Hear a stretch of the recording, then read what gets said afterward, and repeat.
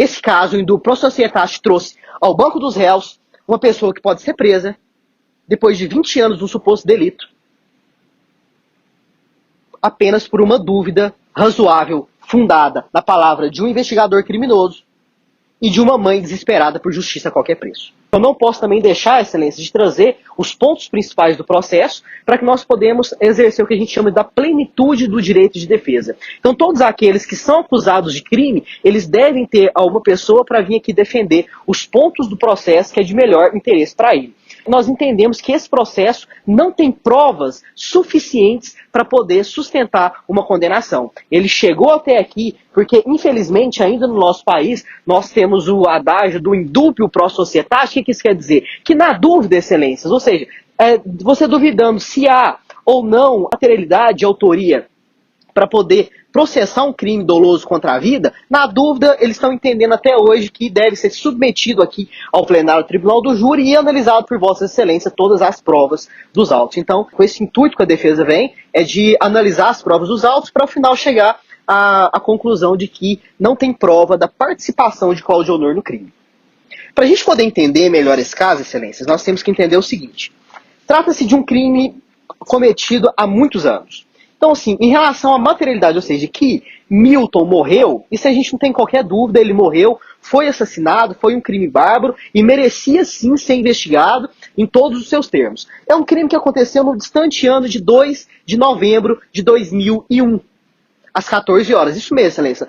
À época eu contava com apenas 10 anos de idade. Deu tempo de terminar o ensino fundamental, o ensino médio, formar em Direito, passar na prova da OAB, ganhar experiência, fazendo vários plenários do Tribunal do Júri ao lado do Dr. Silvio, para hoje chegarmos aqui, mais de 20 anos depois do delito. Iniciadas as investigações por um delegado de polícia que hoje está aposentado, que foi o doutor Moisés Rezende de Almeida, um excelente delegado de polícia.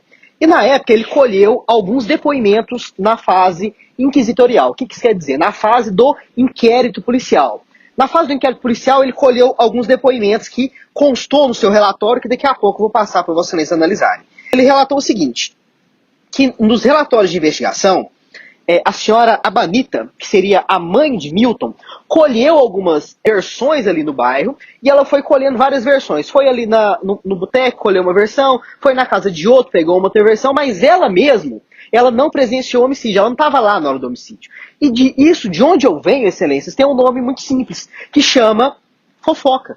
Nós não podemos pegar alguém e colocar no plenário do Tribunal do Júri, com o risco dele ser condenado por um homicídio qualificado, que a gente está falando de, no mínimo, Excelência, 12 anos de prisão.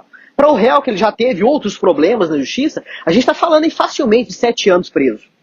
Mesmo depois de passado todo esse tempo, o processo não está prescrito.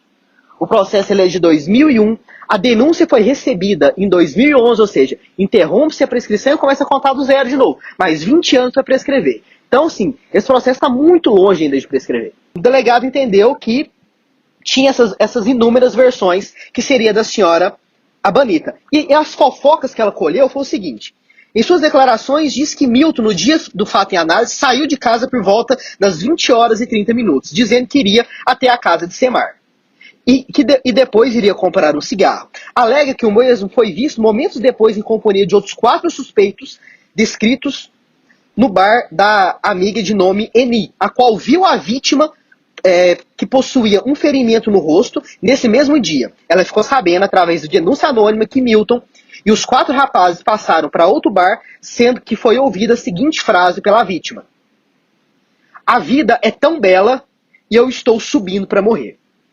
Esse é o depoimento da Abanita, das fofocas que ela colheu e que, em tese, a senhora Eni teria escutado e presenciado lesões na vítima. O delegado zeloso, então, chamou a senhora Eni para prestar depoimento e ela também foi chamada pelo Dr. Silvio Fausto e pelo Dr. Dino para prestar depoimento aqui no fórum também. E ela relatou aqui no fórum o seguinte sobre essas fofocas sobre o nome dela. Que dos réus conhece apenas o senhor Lucemar. O senhor Lucemar não está sendo julgado aqui hoje, o processo dele foi desmembrado. O qual mora no bairro da depoente, Luizote de Freitas 1, que conhecia a vítima Milton José de Souza, que não presenciou o homicídio em questão em nenhuma circunstância desde que fora lido. Das folhas 21 e 22, esclarece que o Sr. Milton estava acompanhado de alguém. A depoente não viu de quem, pois o bar estava lotado no momento, motivo pelo qual não sabe se alguém aguardava o Milton do lado de fora. Aí, o defensor do Sr. Cláudio Honor, que à época quem presidia o processo todo era o Dr. Luciano, ele foi e perguntou, pô, mas estão falando aqui que a senhora viu que ele estava machucado, viu que tinha outros 4 réus, a senhora foi ameaçada?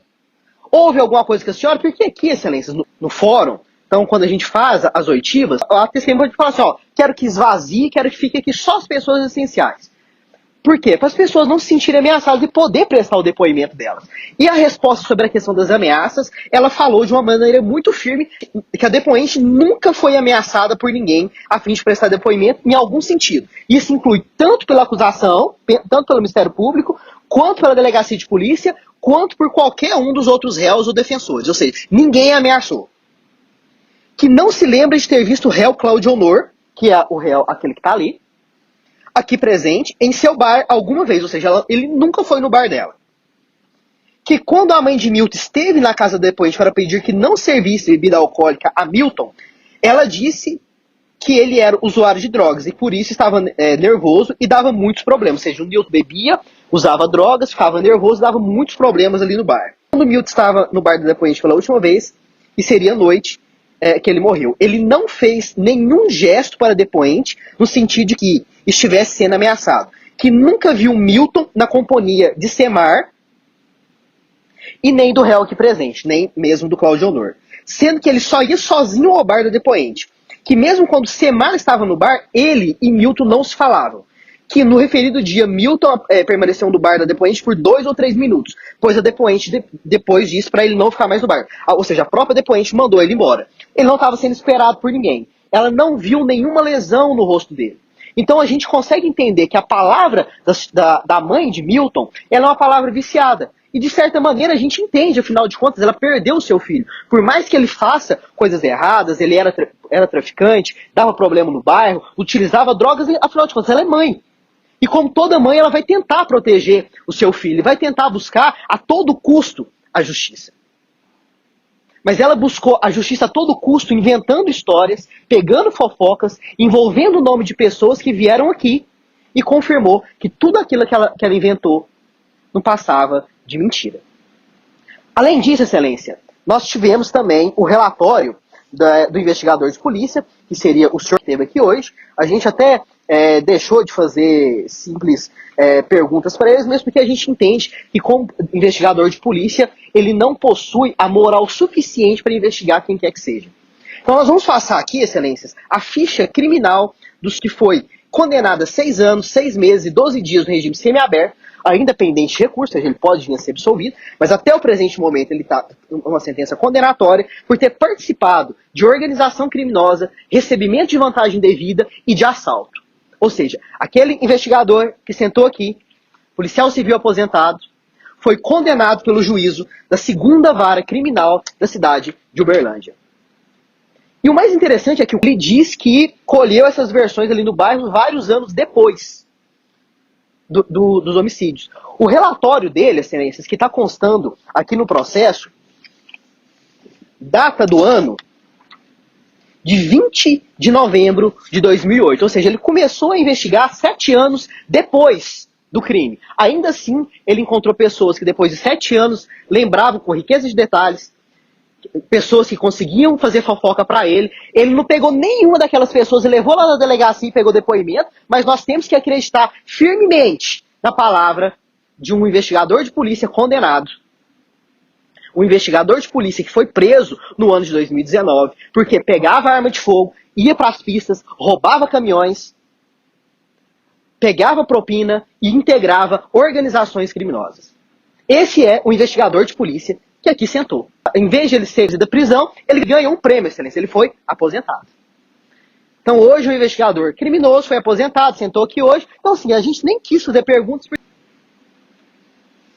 Como se tudo isso não bastasse, excelência, depois do relatório do delegado de polícia lá no ano de 2002, nós tivemos uma brava promotora de justiça, colega do Dr. Silvio Fausto, que trabalha também na mesma linha, e quando ela recebeu essas fofocas, esses relatórios, esse monte de prova desencontrada, ela falou o seguinte: no entanto, os indícios são demais frágeis, necessitando de uma apuração mais completa do delito. Ou seja, o Ministério Público ele tem o poder de determinar que o delegado de polícia aprofunde as investigações. A gente chama isso de requisição. Ele faz um documento, que é esse documento que eu vou passar para Vossas Excelências, e fala o seguinte: olha, volta para a delegacia, escuta mais pessoas, faz acariações. O que é acariação? Olha, a versão de duas pessoas estão mentirosas. Então chama as duas, coloca as duas frente a frente e pergunta: e aí, qual das duas está falando a verdade? Qual das duas versões é a verdade? Ela pediu as seguintes diligências: seja ouvido Bira, irmão do suspeito apelidado de Quinino, acerca do contido da comunicação número 60. Após seja feita a cariação entre Bira e a Banita Maria de Jesus sobre a suposta ameaça. Ou seja, para verificar se de fato a Banita estava mentindo ou se Bira estava mentindo ou não. Ou seja, qual das duas versões a gente teria que manter. E ela pediu ainda: seja feita uma cariação entre Bira e Rubens sobre o suposto comunicação policial de folha 60, ou seja, sobre a suposta afirmação feita por Bira que Rubens era o autor, confesso, do homicídio. O Rubens é um outro réu que também teve o crime por eles desmembrado. Seja novamente ouvidas testemunhas Geusa, Tânia, e que sejam acariadas sobre a questão de ter Jerusa visto a vítima encaminhando-se ao local para onde foi morta em companhia de outros suspeitos. Essa foi a requisição que a promotora de justiça fez. Aí sabe quem que recebeu, excelências, essa requisição de novas diligências? Foi esse que sentou aqui. Sabe o que ele fez quando ele recebeu essas diligências? Ele simplesmente inventou uma desculpa qualquer para não fazer. E no comunicado de serviço dele é o seguinte: verificamos que nos autos que a promotora de justiça, na época, requisitou uma acariação. Mas, infelizmente, nesse tipo de crime, não é possível. Não é possível por quem? O delegado ele tem o que a gente chama de poder de polícia. Ele pode simplesmente emitir uma ordem e falar assim: ó, compareça na delegacia para ser ouvido. Aí fala assim: mas e se a pessoa não for? O delegado vai representar o juízo competente e o juízo vai poder expedir um mandado de condução coercitiva. O que isso quer dizer? Uma oficial de justiça, mais a polícia militar, mais as forças de segurança da própria delegacia, vai lá e vai trazer a pessoa à força. Então, assim, a pessoa pode chegar lá e falar que não vai dizer nada, ou eu manter a mentira dela. Mas falar que não é possível marcar uma oitiva e tentar uma cariação para esclarecer os fatos, ele deturpa totalmente a lógica do sistema penal, que é a busca da verdade real, que é a busca da justiça e a busca de verificar quem de fato cometeu os crimes. E não lançar num calabouço medieval onde come-se as urtigas da miséria e respira-se o pó do desconforto a qualquer pessoa. É como se não bastasse, excelências, na próxima comunicação de serviço dele,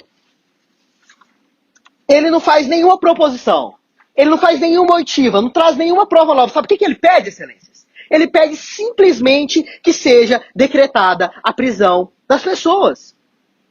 Dos todos os 4 réus envolvidos. Mas com base em quê?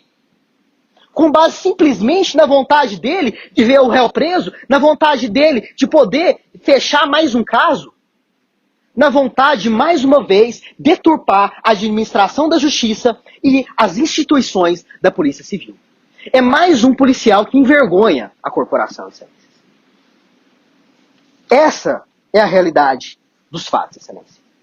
Então esse processo chegou até aqui hoje pelo famigerado indúbio pro societate, que nós temos a certeza que em breve passará lá no STJ a questão do recurso repetitivo e nós vamos extirpar de vez na primeira fase do júri o indúbio pro societate e não vamos ter que submeter pessoas que são notadamente inocentes, que ficam mais de 20 anos respondendo o processo. São 20 anos que ele não pode prestar um concurso público, que ele não pode mudar de vida, porque toda vez que ele tentar conseguir um emprego numa empresa melhor, toda vez que ele tentar mudar de vida, toda vez que ele tentar crescer, ele vai ter essa pecha de homicida na ficha dele. Porque o processo não acaba, porque o processo simplesmente não anda. E o processo não anda não é por culpa dos promotores ou juízes. Hoje em Uberlândia nós temos, passando já de 800 mil habitantes, e nós temos 5 varas de criminais no Uberlândia. É impossível o juiz e o promotor fazerem os júris, fazer os julgamentos de todos os processos a tempo e a modo. em breve nós teremos a extirpação do indulto pro societate. Mas, infelizmente, esse caso, o indulto pro societate, trouxe ao banco dos réus uma pessoa que pode ser presa depois de 20 anos de um suposto delito, apenas por uma dúvida razoável, fundada na palavra de um investigador criminoso e de uma mãe desesperada por justiça a qualquer preço. Então, com tais fundamentos, excelências, nós entendemos que, no primeiro quesito sobre a materialidade, ou seja, se houve um homicídio, se Milton morreu assassinado, vocês devem responder sim. Isso não tem qualquer divergência entre a acusação e nem contra a defesa. Então, respondam que há o crime de homicídio. Mas na próxima pergunta, os senhores vão se perguntar o seguinte: se o Cláudio Honor foi o autor desse crime. E nisso, senhores, eu peço que seja unânime responder que Cláudio Honor não participou. São entregues duas cédulas, uma cédula de sim e uma cédula de não. Peço que os senhores peguem a cédula de não a essa defesa desse advogado e diz que Cláudio Honor não participou do crime porque não tem provas a esse respeito. Excelência, a defesa encerra.